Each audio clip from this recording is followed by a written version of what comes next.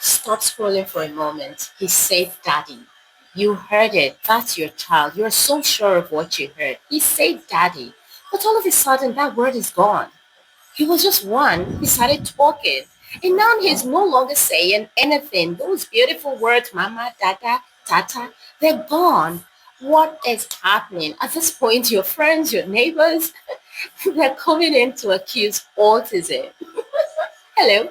Not all cases like this are autism related. Okay. Hi, I'm Princess. I'm your family therapist. Okay. So let's talk about something most parents often find confusing. The part where your child was once talking, then stops all of a sudden.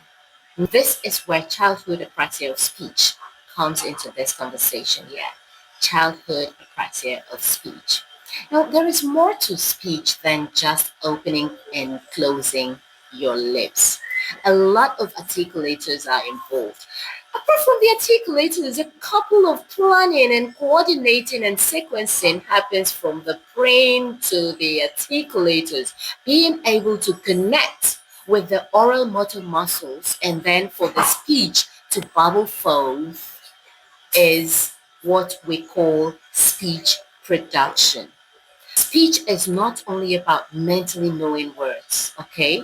It's not just about that. Your child is very rich, the vocabulary is there, has been able to say these things because he knows and understands the meaning of these words, but is not talking again. The planning is gone, the coordinating is gone, the sequencing is gone. Speech therapy should swing in immediately. There is no need waiting for a soothsayer to tell you this. Well, please let's take this seriously.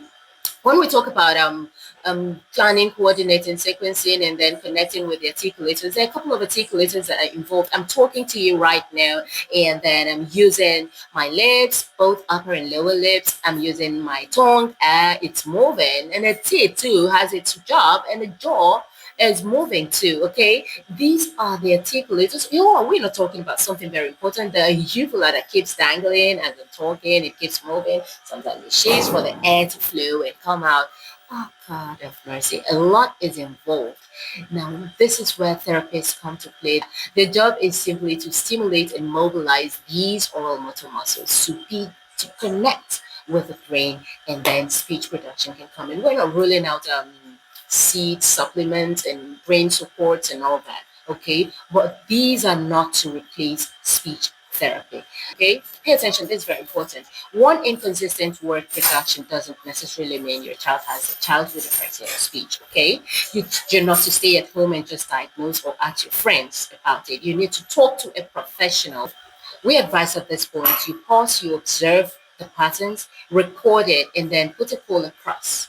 Discuss what you've observed. A booking will be assigned, and then a specialist will be assigned as well. This is where we come in. We prepare what we call in speech therapy, IEP, more like individualized educational plan. No, I don't call that. Let me give it my own way. We call it ISTP, individualized speech therapy plan. That's what we call it in Milton Speech Academy, ISTP, individualized. Yeah. Just in case you start hearing it somewhere, just know we coined that. ISTP, individualized speech therapy plan. We prepare that. Now, in speech therapy, it's not usually one size fits all. Okay, a case of child A is not the same with child B. That's why we call it individualized. A plan needs to be structured for your child by a specialist. What works for child A may not necessarily work for child B. Remember, I said not all cases are the same.